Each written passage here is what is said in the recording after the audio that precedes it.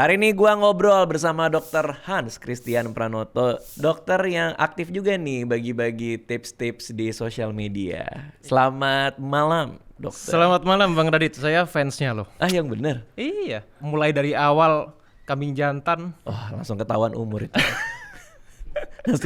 langsung ketahuan. Seangkatan berarti kita. Salah banget bilang yang itu. Salah berarti ya. Seharusnya yang manusia setengah salmon ya. Iya, aturan yang masih baru-baru tuh, timun jelita gitu. Oke. Ini saya ngelihat gelarnya aja udah bingung duluan nih. Dokter Hans Christian Pranoto CSN, PN1. Ini apa? Ini kalau ada dokter kesini tuh biasanya kayak ini apa ini gelarnya ini? CSN PN1. Itu cuma sertifikasi aja. Jadi saya naturopati. Aslinya simpelnya naturopati itu. Simpelnya itu Naturopati ya. Spesialisnya naturopati. Naturopati ya. Apa itu naturopati? Jadi naturopati itu sebetulnya kalau di Indonesia emang belum ada. Jadi itu suatu bidang keilmuan yang mempelajari bagaimana mengembalikan keseimbangan tubuh manusia dengan cara yang natural. Dengan cara natural. Ya, jadi pendekatannya kalau selama ini kan kalau kedokteran itu pendekatannya dari berbasis farmasi. Jadi dikasih obat. Obat-obatan secara medis gitu. Nah, kalau kita pendekatannya secara natural. Jadi dengan kita perbaikan pola hidup dan juga ada beberapa herbal biasanya yang digunakan. Berarti kalau konsultasi pasien datang nggak dikasih obat No. gitu? Oh. No, jadi obatnya berupa makanan. Oke, jadi cara-cara yang alam berikan lah. Iya, betul. Gitu ya? Iya. Oke, ini yang penyakit yang banyak diderita sama tim saya nih. Asam lambung. Asam lambung. Nah, itu. Sama itu gue juga sih. penyakit sejuta umat tuh biasanya. Kenapa ya? Kenapa sekarang ini banyak orang punya masalah di lambungnya itu ya? Biasanya pemicu ya, Iya. Bang Radit ya. Jadi bukan penyebab. Kalau kita bilang di masalah penyakit itu kita mesti bedakan mana namanya penyebab, mana namanya pemicu. Oke. Itu kalau pemicu itu biasanya kalau kita di medis bilangnya faktor risiko. Heeh. Nah, kalau penyebab itu udah jelas sebabnya apa. COVID penyebabnya virus. Oke. Itu faktor risikonya apa? Kalau misalnya kita punya komorbid, misalnya orang punya masalah paru atau misalnya dia punya masalah obesitas, itu Iya. kan juga komorbid. Oke. Nah, salah satu kalau kita bilang pemicunya asam lambung itu adalah stres. Oh, iya Nah, sih. makanya waktu kita dulu mau ujian, kalau kita lagi panik tuh, biasanya kan orang perutnya langsung sakit tuh. Bener. Nah, itu karena asam lambungnya naik. Memang kita semua kerja di sini stres. Lingkungan kerjanya gitu ya. Emang stres Sengaja kayaknya. dibuat gitu kan. Tapi memang semua orang asam lambung sih sekarang, gimana ya? Saya biasanya jokesnya gini, asam lambung itu semua orang memang punya gitu. Jadi kalau orang bilang, "Dok, saya sakit mah, Dok." Saya bilang, "Saya juga punya mah." gitu. Mah itu sebenarnya kan dari bahasa Belanda ya, Bang Radit ya. Namanya kan demak, itu kan lambung artinya. Jadi mah itu sekumpulan gejala. Tapi kalau di medis sendiri kita nggak ada namanya sakit mah, itu nggak ada. Yang ada dispepsia, gastritis, GERD, itu namanya kita baru penyakitnya. Tapi kalau mah itu sebetulnya hanya suatu kalau orang bilang sama seperti masuk angin, panas dalam gitu. Jadi bukan benar-benar penyakitnya namanya mah, bukan. Oke. Sama kayak masuk angin kan di luar juga apa gitu kan? Iya. Apa itu masuk angin? Keluar angin gitu. Kentut. Ya. Agak lama tuh mikirnya gue tuh. Nah, tapi sekarang perut tuh memang banyak masalah ya kalau dilihat-lihat ya. Terutama sering kembung. Betul, bloating istilahnya. Bloating. Ya. Bloating tidak selalu serta-merta asam lambung. Nggak selalu. Banyak masalah-masalah seperti IBS, itu kita irritable bowel syndrome, itu juga bisa bloating. Apa itu irritable bowel syndrome? Irritable bowel syndrome itu kalau berkembang terus jadi penyakit namanya IBD, irritable bowel disease. Oh, tiba-tiba jadi bahasa Inggris kalau udah berkembang. Kan IBS jadi IBS. Iya, karena di bahasa Indonesia agak sulit kita iya. Iya. Pernah denger sih, tapi nggak terlalu. Jadi kalau sindroma kita usus yang teriritasi itu biasanya gejala klasiknya itu antara diare sama sembelitnya itu bergantian. Diare sama sembelit bergantian. Iya, jadi beberapa hari dia diare, beberapa hari kemudian dia sembelit. Itu biasanya karena ada infeksi Heliobacter pylori. Jadi itu nama bakterinya. Yang Didapatkan dari sebetulnya semua orang punya itu. Tapi kalau kita punya usus itu yang keseimbangan bakterinya terganggu atau asam lambungnya kurang kuat, biasanya kita gampang untuk terinfeksi bakteri itu. Berarti lagi-lagi soal asam lambung. Betul, awalnya gitu. Jadi karena asam lambungnya kurang kuat. Karena asam lambung kita tuh kan pH-nya 1,5 sampai 3,5. Oke. Seharusnya. Iya. Nah, kalau kita sedikit basah, misal 3,7 nih. Kalau semakin atas kan kalau anak kimia tahu nih, kalau kita semakin basah ya kalau pH. Nah, jadi kalau pH itu semakin dia 3,7, 3,8, nah itu akan cenderungnya kita basah. Ketika basah, itu justru asam lambung gampang untuk naik. Oke, kalau basah asam lambung gampang naik, jadi bisa kemana-mana termasuk IBS tadi. Yang gantian diare sembelit. Karena tujuannya asam lambung kita sebetulnya untuk melindungi kita punya dinding lambung itu dari bakteri. Saya ada asam lambung. disuruh sama dokter berhenti ngopi. Betul. Salah satu pemicu asam lambung naik karena kita konsumsi kopi. Masalahnya jadi susah buang air besar. Oke. Itu ngaruh nggak sebenarnya, apa cuman feeling-feelingan doang tuh? Kopi kafein itu punya sifat dia laksatif alami. Dia membantu kita untuk gerak peristaltik usus kita lebih kencang. Makanya dia akan membuat kita gampang untuk kebelet BAB. Makanya orang tuh kadang kalau pagi belum ngopi nggak bisa BAB. Kalau kebiasaan ya? Berarti ada yang tidak perlu kopi ya? Oh, perlu, banyak. Oh banyak ya? Banyak, Oh, oke. banyak.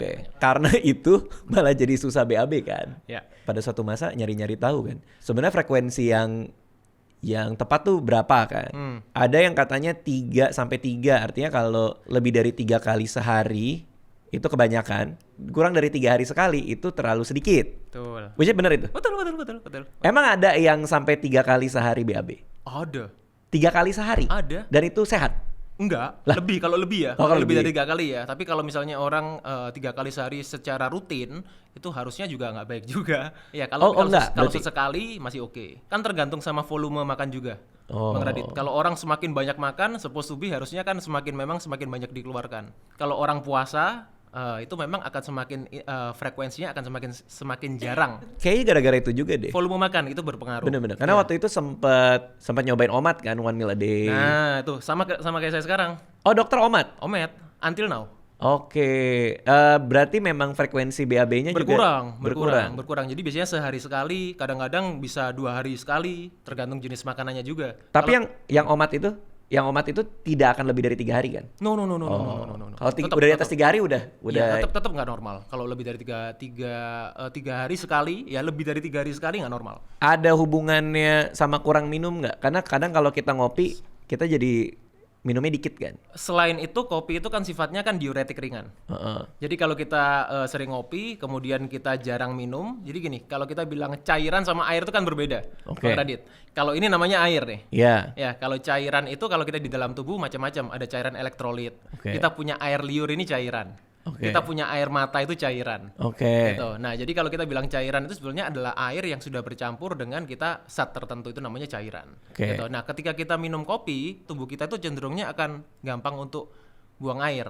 Kalau kita minum kopi, kita mudah ngebuang air. Karena efeknya dia diuretik ringan, sama seperti teh juga sebetulnya. Oke. Gitu. Nah, ketika kita punya efek gampang pipis, Heeh. ya, kemudian kita nggak menggantikan cairan di dalam tubuh, karena orang biasanya berpikirnya cairan itu cuma minum air doang, padahal enggak. Kalau kita kurang mikronutrisi, kita kurang elektrolit, misalnya natrium, magnesium, kalium, nah itu akhirnya kita gampang untuk dehidrasi. Oh, itulah yang menyebabkan sembelit bisa ke situ. Betul. Biasanya kalau nonton podcast ini banyaknya sambil makan. Jadi emang pas banget nih topik ini, sembelit-sembelit.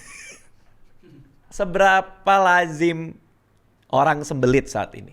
Sering banget. Saya sih dapat pasien anak kecil 9 tahun itu juga sembelit. Tuh, jadi Udah kenceng juga ya ngopinya ya anak semuanya. Yang dewasa-dewasa karena saya baca-baca kayak katanya ada yang semakin kita dewasa semakin gampang sembelit, bener nggak? Ya karena pola makannya makin nggak bener biasanya kan kalau orang dewasa sekarang. Apa gerakan ususnya pun melemah nggak juga? Bisa. Gerakan usus melemah itu bisa macam-macam, Bang Radit. Misalnya terlalu sering konsumsi obat pencahar bisa. Ya, biasanya juga. gitu ya? Ya, jadi gerakan usus juga bisa melemah kalau kita ususnya jadi males tuh. Ya, jadi kalau nggak minum obat pencahar itu jadi males. Obat pencahar itu dia bisa bikin atonik kolon.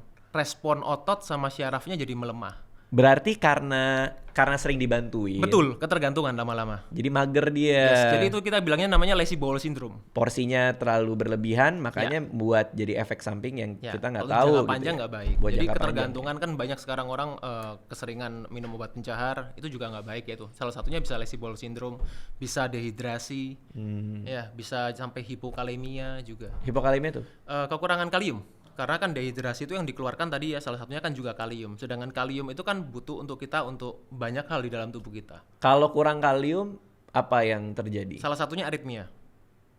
Boleh pakai yang kita semua ngerti?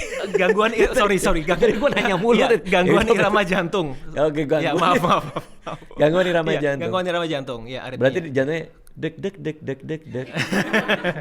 Malam chaos ini, malam chaos. Kapan kategori seseorang tuh bisa dibilang lu sembelit? Kategori sembelit itu sebenarnya cukup luas ya, bukan cuma orang nggak bisa BAB. Tadi kalau kita secara frekuensi itu lebih dari 3 hari nggak bisa BAB itu suatu hal yang udah bahaya. Oke. Ya, jadi itu bahaya tuh bukan yang sampai kita harus masuk rumah sakit, enggak, cuma itu bahaya untuk jangka panjang. Yang kedua udah BAB tapi masih kayak perasaannya kayak unsatisfied feeling. Jadi nggak puas. Nggak puas, tapi susah untuk BAB lagi. Itu juga termasuk banyak sembelit? terjadi. Ya, itu Jadi, juga termasuk kategori sembelit. Kotorannya keluar. Ya. Ini buat yang lagi makan. Kotorannya keluar. Kotornya keluar. Terus masih unsatisfied feeling. kayaknya lagi deh gitu. Iya, tapi nggak bisa. Nggak bisa. Habis boker lagi kayaknya. Iya. Kayaknya lagi. Kemudian kalau misalnya kita harus mengejan tuh, kalau misalnya BAB Ngeden. itu juga termasuk sembelit tuh. Katanya nggak boleh juga ya itu. Nggak boleh juga. Sampai Nanti bisa ngeden hemoroid terus. kan. Iya, iya. Nah, kemudian kalau BAB-nya juga keras, jadi kecil-kecil gitu, konsistensinya itu juga nggak baik. Saya pernah tuh di masa-masa sembelit-sembelit itu ya, sampai ngelihat chart di internet ada. Ah iya, yang Chart. stool itu kan ya. Chart stool menandakan nih lo sembelit apa enggak, ya kan? Betul. Terus kalau ada yang bulat-bulat tuh udah lumayan parah ya. Iya, betul. Itu kan dia Yang salah satu kecil-kecil tanda gitu. dehidrasi Pebble juga. ya, pebble. Iya, pebble. Jadi yang betul itu kan kalau kita ya, Apa itu tuh? kan pup. Oh iya, pas Ya, bentuk itu seharusnya bisa ini. Dia jadi bisa apa sih kalau kayak emoticon di WA, tahu kan? Emoticon di WA. Heeh. Mau saya bukain sekarang. Yang gini. Bukan emoticon yang ada gambarnya mata itu. Sekedar mengingatkan. Emoticon yang gitu ya. Iya. Yang kayak es krim ya. Iya, Iya, betul. iya. Yang lagi makan es krim itu kira-kira lah. Itu paling sehat. Iya, sehat itu. Oh berarti harus di ini dong. Harus dibentuk. Harus dibentuk kan. Dibentuk, Kan betul. biar sehat. Iya. Nggak, emang nih jujur ya terus terang. Iya. Emang ada yang kayak gitu? Oh, ada. Bentuknya kayak gitu? Ada. Ada ya? Nah, maksudnya nggak benar-benar bentuknya gitu ya, konsistensinya maksudnya. Jadi lembek tapi nggak terlalu lembek juga. Oh iya maksudnya bentuknya. Bentuknya Nggak harus gitu, nggak Nggak harus bentuk gitu kan? Enggak, konsistensinya maksudnya. Kalau keras kan nggak bisa bentuk gitu. Oh Bang iya Radi, bener. maksudnya. kadar kesehatan sembelit atau tidak bisa dilihat dari kotorannya. Salah satunya. Salah satunya. Kalau sudah mulai bulat-bulat kayak pebble itu artinya sudah sampai sembelit. Ya. Apalagi kalau dia udah sampai ngeden-ngeden ya. Dan which is tuh nggak boleh karena jadi hemoroid kan. Ya. Which is hemoroid itu wasir. Pasir. Oke. Dulu tuh sempat ada masanya. Pas lagi zaman-zaman sembelit itu, gue tuh kurang apa ya? Ternyata pas telusurin, ya pertama makannya sedikit juga. Serat juga kurang kebutuhannya. Kadang juga stres. Nah, stres itu juga ngaruh ke sembelit nggak? Ngaruh. Oh, ngaruh juga? Ngaruh juga. Tegang, semua tegang gitu? Iya. Jadi kalau kita kalau stres akut nggak ada masalah. Kalau stres kronis itu ya bisa bikin masalah karena pencernaan kita kan terganggu. Jadi stres itu bisa mengganggu kita punya mikrobiota di usus. Mikrobiota itu keseimbangan bakteri. Jadi kalau itu terganggu, salah satunya itu juga jadi pemicunya. Gitu. Kalau BAB lama di atas 3 hari, kan katanya udah masuk sembelit. Betul. Dan itu tidak bagus. Memang apa yang bisa terjadi kalau udah di atas 3 hari? Sorry ya, agak ini ya kita ngomong agak sedikit Nggak apa-apa jorok nih, ya. buat yang makan kok. Di dubur ya, di dubur ya, kalau kita bilang bahasanya itu kan rektum gitu. Di rektum. Nah, ketika kita nyandet di sana kotorannya, itu usus kita akan berusaha untuk menyerap kembali. Ya, akan melakukan reabsorpsi namanya gitu. Oke. Jadi dia menyerap kembali di sana cairan-cairannya gitu. Nah, kalau itu kotoran berarti kan sebetulnya itu kan harusnya kan dibuang. Oh, artinya yang diserap tubuh malah racun? Ya, racun ini konteksnya racun limbah ya. Kita bilang ya bukan racun-racun yang mematikan gitu bukan, tapi itu limbah, penumpukan limbah di sana. Yang harusnya dibuang, diserap lagi sama tubuh kita. Gitu. Jadi efeknya apa? Kita akan mengganggu proses detoksifikasi alami dalam tubuh kita. Nah, yang melakukan detox itu kan kita paling besar kan kita punya hati sama kita punya ginjal. Itu kan 2 organ detoksifikasi terbesar. Lalu? Jadi kalau kita terlalu sering mengalami sembelit itu akan mengganggu detoksifikasi usus sama ginjal kita. Oh. Itu yang pertama. Yang kedua, kalau kita seperti itu lama-kelamaan kan numpuk di sana, itu tambah lama tambah keras makin lama. Oke. Ya, karena apa? Karena cairannya diambil tuh. Makanya Oke. makin lama makin keras dia di sana. Nah, berarti artinya kalau ini berlangsung untuk waktu yang lama, akan ada gangguan hati dan lain-lainnya itu Iya, kah? bisa. Oh iya? Bisa juga. Karena- Jadi mengganggu proses detoksifikasi alami dalam tubuh kita. Karena racun terus-menerus ada di dalam badan. betul. Seharusnya itu dikeluarkan. Yes. Ya udah, berarti gimana caranya bisa sehari sekali lah? Kata orang paling sehat itu kan. Jadi gini, Gimana caranya itu? orang yang sulit BAB, biasanya saya bilang gini, orang sulit BAB itu penyebabnya bukan cuma satu. Salah satunya memang kurang serat. Jadi kalau kita cuma sehari makannya nasi sama ayam sama kerupuk, nah itu juga bisa buat kita sembelit juga karena kurang serat. Karena nggak ada sayur atau Ya, gitu. oke. Yang pertama, yang kedua adalah karena kita kurang air. Itu Oke. juga bisa. Kalau kita dehidrasi tadi ya, kurang air, kurang cairan, kotoran kita itu kan juga perlu ada komponennya paling besar kan juga cairan. Oke. Jadi kalau dia nggak ada cairan, dia akan mengeras, sulit untuk keluar. Tuh. Yang ketiga karena kurang gerak. Oke. Ya, jadi kalau kita kurang gerak itu juga akan membuat usus kita juga malas. Karena gerak itu bisa membantu gerak peristaltik usus kita untuk lebih aktif juga. Gerak nih apa aja? Olahraga lebih tepatnya. Jalan kaki, lari, Bisa, jogging. bisa. Oke, ya lompat tali apa boleh lah. Kemudian yang keempat karena kita punya ketidakseimbangan bakteri di usus. Oke. Ya, biasanya karena pola makan yang nggak baik, makan junk food, itu. Ya. Which is itu kaitannya sama probiotik. Nggak harus. Nggak harus. Probiotik itu nggak harus dalam bentuk yang ini ya, suplemen ya. Kan kalau kita makan makanan sehari-hari, ada juga yang kandungannya probiotik. Oke. Ya, kefir, yogurt, Oke. kombucha, tempe, natto, miso, Oke, itu. enak-enak Nah, tuh jadi natto. kalau kita konsumsi itu sebetulnya kita sudah konsumsi probiotik secara alami. Oke. Nah, kalau kita kebanyakan makan makanan yang sudah mati, ya jadi dia tidak ada unsur hidup di sana, itu yang bikin biasanya kita punya usus kerja berat. Oke. Yang terakhir karena tadi yang Bang Nardi bilang stres. Ya, bayangin kalau kita stres, ya itu kan yang aktif sebetulnya kan kita punya simpatis. Kalau kita lagi tegang, kan mau BAB kan nggak bisa ya. Iya. Ya, gitu. Jadi kalau kita mau BAB kan kondisinya mesti relax. Oke. Karena terjadi relaksasi itu makanya kita bisa keluar kotoran itu. Oke, berarti itu semua faktor itu mempengaruhi. Yes. Ada nggak apa yang bisa kita konsumsi atau semacam suplemen yang supaya lebih lancar atau apa gitu? Kalau suplemen banyak ya sekarang ya Bang Radit ya. Kalau suplemen sekarang apalagi suplemen serat kan banyak banget tuh, suplemen fiber gitu. Cuma tetap kalau saya akan nyarankan pasien itu dari pola makan. Pola makannya sudah oke, itu juga sebetulnya tidak perlu suplemen tambahan. Karena suplemen itu kan sifatnya kan makanan tambahan. Namanya makanan tambahan diperlukan kalau makanan utama kita kurang. Oke. Gitu. Nah, tapi kan masalahnya tadi kan masyarakat kita kebanyakan makanannya ya nggak bener, seblak gitu, makan goreng-gorengan gitu. Nah, itu perlu ditambah sama suplemen serat juga bisa membantu. Kalau dulu saya pernah minum Vegeta. Sama, saya juga pernah minum itu dulu. Waktu kecil cukup sering. Cukup sering tuh minum Vegeta karena dulu kan waktu kecil nggak suka makan sayur. Itu makanya gorengan mulu, nggak ngerti mengenai dampaknya apa. Karena susah BAB dulu. Itu jadi Tapi emang problem sih itu. Iya. Emang problem sih. Nah dulu kalau yang diminum itu, yang pertama kali tahu juga ya, ini kan Vegeta udah lama ya. Lama itu banget. yang warna kuning, apa oranye sih? oranye kayaknya. Oranye. Jeruk. Yang jeruk. Ya, jeruk. Cuma waktu itu ada yang bilang kalau lagi sembelit pakai yang warna ungu, Vegeta herbal. Ya. Oke. Herbal. Namanya herbal karena ada herbal-herbalnya juga berarti ya? Karena terbuat dari bahan herbal pastinya. Oh, which is bukan obat gitu maksudnya? Bukan. Oh, bahan-bahan alami gitu kayak Ya. tumbuhan atau apa Ya, gitu ya? betul. Tuh kalau di belakang kan kita lihat tuh ada berapa persen apa segala macamnya Ya mesti gitu. dilihat kandungannya apa aja.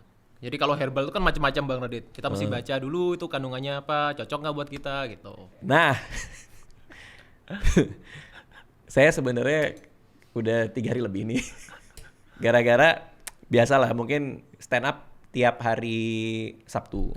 Wah ini kacau sih dok. Makan jadi nggak teratur. Minum jadi kurang. Dan sadar minum kurangnya itu orang yang notice karena bibir udah pecah-pecah.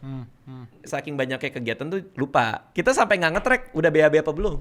Lupa ya. Ya kayak emang nggak lagi intuit aja gitu. Perutnya begah nggak? Kadang kerasa nggak enak Udah, sih ya. gitu.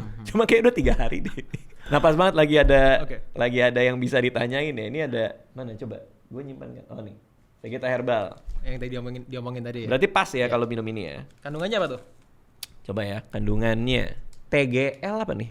TGL titik kadaluarsa. Boleh lihat nggak? Oh, ini Boleh lihat nggak? tanda. Boleh lihat nggak? Boleh lihat nggak? Jadi kandungan komposisi. Cassia senai folium extract itu daun jati Cina. Daun jati Sena. Cina. Itu. Kemudian Rheum officinale radix, ya itu akar manis. Oke. Ya itu. Foeniculi vulgare fructus. Ini kandungannya alami sih herbal. Oke. Ya, jadi memang ada kandungan tadi sena. Ya, jadi sena itu punya suatu senyawa namanya anthraquinone. Oh. Itu jadi bisa bantu kita untuk gerak peristaltik usus, yaitu pencahar alami, laksatif alami lah bahasanya gitu. Kayak duren nggak? Duren kan juga katanya gitu. Enggak dong. Enggak ya? Enggak. Kulitnya? Oh enggak ya? Kalau duren enggak ya? Enggak.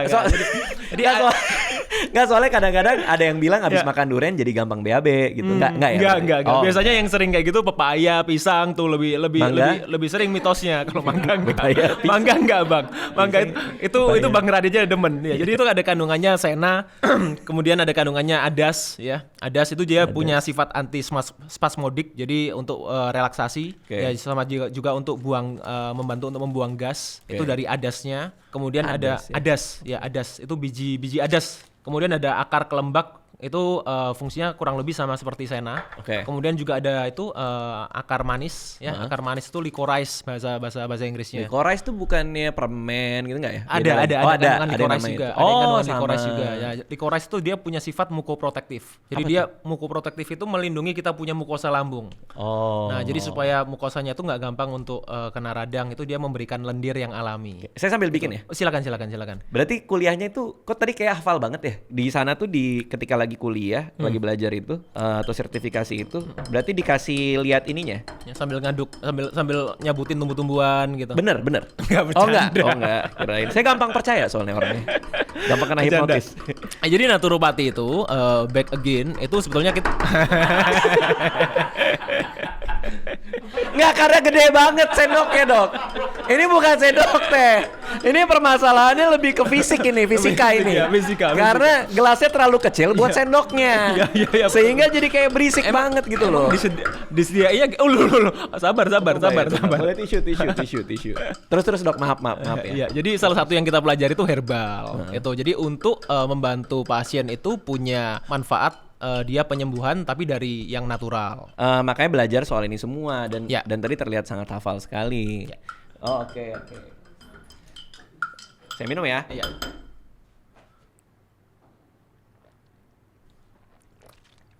Wah, Gimana rasanya? bentar ya, Dok. Karena katanya baru paginya ya buat efeknya bekerja atau Tiap gimana? orang beda-beda. Tiap orang beda-beda. Oh. Tiap orang beda-beda. Jadi kalau respon tubuh tiap orang itu kan ada yang lebih sensitif, lebih cepat, ada yang lebih lama gitu. Jadi nggak langsung. Oke. Ya, kalau langsung kayak tadi itu justru itu bahaya. Iya, aneh itu ya. Iya. betul. Oke, Dok. Untuk pencegahan. Sebenarnya ada nggak sih tips dan triknya supaya kita selalu ingat gitu untuk lebih mudah BAB? Apakah kan ada yang bilang tuh jamnya harus sama atau apa, itu benar nggak tuh gitu? Sebetulnya kan tubuh kita itu punya namanya jam biologis ya. Jam biologis itu yang membentuk adalah kita sendiri. Itu yang kita kenal dulu namanya ritme sirkadian. Beberapa orang nyebutnya Circadian rhythm. Ya, circadian rhythm gitu. Jadi jam berapa tubuh kita melakukan detoksifikasi, jam berapa tekanan darah tertinggi, jam berapa temperatur tubuh kita paling rendah gitu. Itu namanya ritme sirkadian bahasanya. Nah, ritme sirkadian itu ditentukan dari cahaya matahari kapan datang gitu. Kapan kita bangun, kapan kita tidur, kapan kita makan, kapan kita olahraga, itu yang akan membentuk kita punya jam biologis sendiri. Oke, lalu? Nah, kalau kita punya kebiasaan BAB tiap bangun tidur, ya akan seperti itu nanti jadinya. Oke, berarti itu masalah badan udah punya jadwal Habit, betul. supaya Dibiasakan. dia bisa Iya. punya coba gimana caranya? Dibiasakan. Jadi kita punya rutinitas nih. Sama kayak Bang Radit kan sibuk banget tuh. Ya, jadi jam berapa ya meeting, jam berapa baca buku, jam berapa sembelit kan gitu kan ya. Jam berapa sembelit? Ya emang ada jadwal sembelit. Terus. Ya, jadi kalau kita punya kebiasaan seperti itu, akhirnya tubuh kita membiasakan tuh. Kalau waktu bangun tidur biasanya ya paling ideal bangun tidur, bersih-bersih, duduk, BAB itu. Oke. Nah, itu kan jadwal yang memang disengaja ya. Diluangkan waktu emang kita untuk BAB kan, itu emang harus dikeluarin tuh. Betul. Yang namanya kotoran tuh harus dikeluarin, apalagi kita makan, kecuali kita nggak makan. Tapi kan katanya nggak boleh ngeden. Oh iya, makanya Kalau dia nggak mesti keluar, mesti relax. Ya, jadi bukan yang kita duduk kemudian kita ngeden gitu, enggak. Relax aja. Itu yang jadwal yang pertama. Yang kedua memang punya pola makan harus baik. Kita perlu punya pola makan yang seimbang juga. Nah, jadi pola makan seimbang itu pola makan yang bernutrisi. Ya, antara kita punya makro sama mikronya mesti balance. Gitu. Jadi jangan cuma kita makan yang makro doang gitu. Mikronya juga mesti tercukupi vitamin mineralnya. Kemudian kita juga punya level stres yang perlu di manage. Ya, kalau enggak nanti kita kan gampang untuk tegang terus, sulit untuk relax. Benar. Dan iya. itu semua ngaruh ke pencernaan ternyata. Betul. Yes. Karena selama ini orang-orang pikir yang namanya pencernaan hanya urusan makanan. No. Tapi secara psikologis ternyata juga. Ngaruh banget. Tadi aktivitas kan tadi saya bilang juga membantu. Kalau kita kaum rebahan, mager, itu juga membantu kita untuk usus kita jadi males. Oh. Ya, membantu gampang sembelit tuh kalau gitu. Kalau kebelet buang air besar, boleh ditahan nggak sebenarnya? Jangan. sebaiknya. Jangan. Jangan terlalu sering lah. Kalau sesekali nggak apa-apa Bang Radit. Oke. Ya, kalau kita kapanpun kita keluarin kan juga bahaya ya. Gitu. lagi ke rumah orang ya kan, tiba-tiba lo kenapa jongkok, kata dokter harus saat ini juga keluar. Nggak, tapi kalau terlalu sering, ya otot kita itu kan jadi kurang responsif, gitu. Nah kalau otot kita kurang responsif, akhirnya itu juga bisa membuat kita sulit BAB. Wah, thank you banget dok, ini aku habisin lah ya. Tapi emang udah lama banget ya Vegeta ini, aku dipikir-pikir. Lama, ya. dari zaman saya kecil loh. Saya tuh dari kapan berarti ya? Dari baru notice tuh memang pas SMA atau? Berarti kalau Bang Radit SMA, saya SD kayaknya. Boleh nggak di? Tapi ya ingat lah, ini udah lama banget. Kemarin tuh ada mantan Menkes juga bilang tuh dia juga minum Vegeta tuh. Artinya udah banyak yang tahu lah, orang brand lama kan. Brand gitu lama. Kan. Terakhir nih sebelum kita udahan nih, ada tips-tips lagi nggak yang bisa disarikan, Ya, jadi buat yang punya riwayat sembelit atau mungkin udah sembelit beberapa kali, pertama perlu diperhatikan pola makannya mesti benar. Oke. Ya, jadi makan itu jangan cuma kita makan yang enak doang, makan kenyang, ya diperhatikan nutrisinya, makro, mikro mesti seimbang, vitamin, mineral. Oke. Kemudian yang kedua, kita cukupin minum air. Ya, kebanyakan kalau kita sibuk biasanya lupa minum air. Nah, itu juga bisa menyebabkan kita juga gampang sembelit. Yang ketiga, olahraganya, ya kalau misalnya aktivitas fisiknya sehari-hari duduk ya, kayak saya itu banyak duduk. Pasien mulai dari pagi, sore, malam duduk terus. Nah, itu kalau pekerja kantoran juga itu mesti kita sesekali kita aktivitas fisik, olahraga juga boleh, cari yang dinikmati biar bisa long term. Oke. Ya, yang keempat di manage stresnya. Jadi jangan sampai kita punya level stres tuh nggak termanage dengan baik ya, karena semua orang punya stres, tapi cara memanage yang paling penting diperhatikan. Oke. Itu. Gokil. Last but not least, yang paling penting ya kalau kita memang udah sembelit nih, udah kepepet, cari yang herbal. Itu. Oke. Jangan cari obat-obat pencahar, karena itu kalau kita konsumsi jangka panjang bisa menyebabkan masalah-masalah di pencernaan. Tapi artinya apapun yang dipakai, baca aturan pakainya dong. Harus itu. Oke. Ya. Siap. Kalau ada yang mau ini lihat-lihat konten-kontennya dokter bisa kemana? Saya aktif di beberapa platform. Di YouTube ada di SB30 Health. Oke. Kemudian di Instagram, TikTok namanya It's Hanspra. Oke. Thank you dok. Terima Thank you, kasih. Bang Terima Radit. kasih semua yang udah Ya. nonton. Dadah.